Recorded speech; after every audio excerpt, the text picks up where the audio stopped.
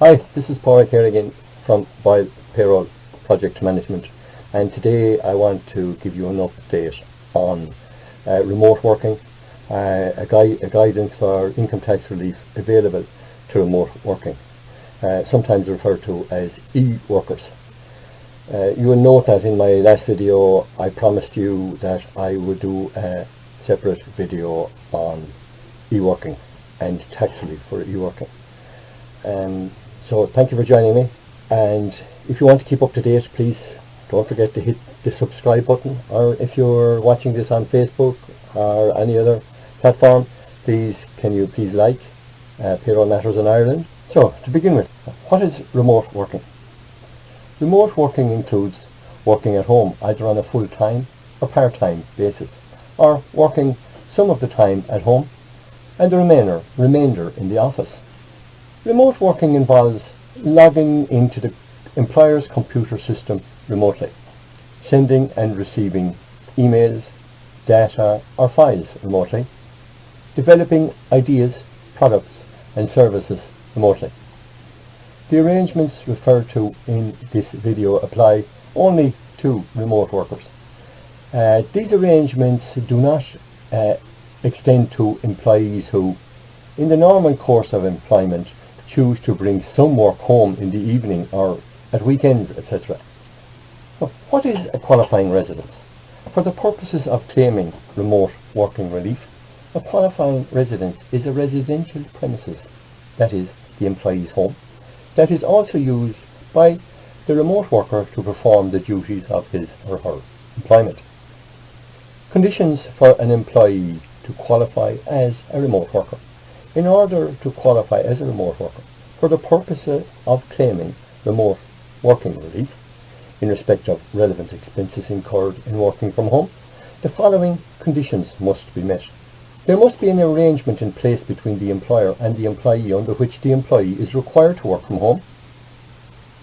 While there is no requirement in legislation for a formal agreement or letter to be submitted, it is expected that there will be a policy in place or an agreement between the employer and the employee, whether verbal or written, that the employee can work from home.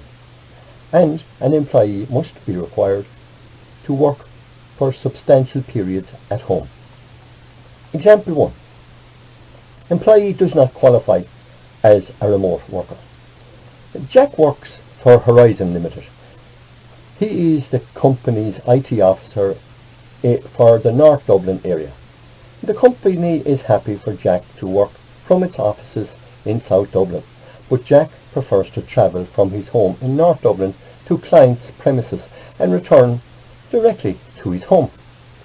Jack spends time in the evenings preparing reports on the daily visits.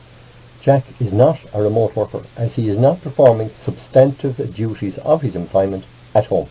Therefore, he has no entitlement to make a claim for any costs incurred while working at home.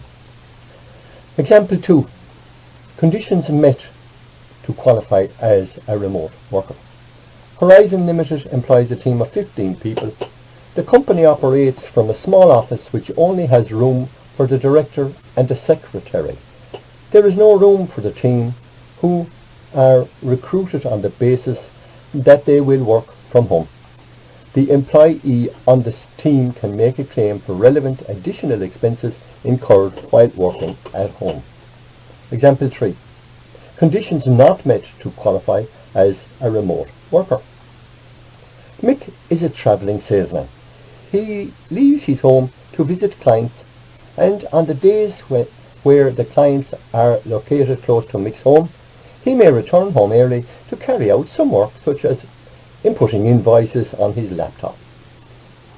The main duty of Mick's employment is that of a salesperson, and the substantive duties of his employment are carried out at the client's premises. The fact that he carries out ancillary work at home does not make him a remote worker. Who can claim? Remote working relief will generally apply to employees and directors rather than chargeable persons, that is, self-employed taxpayers, proprietary directors, taxpayers in receipt of income not subject to deduction under the PAYE system, for example, rental income. A chargeable person can only claim this relief if a portion of his or her income arises from an office or employment and he or she is a remote worker in that context, and or he or she is the assessable person in a married couple or civil partnership and his or her spouse or civil partner is a remote worker.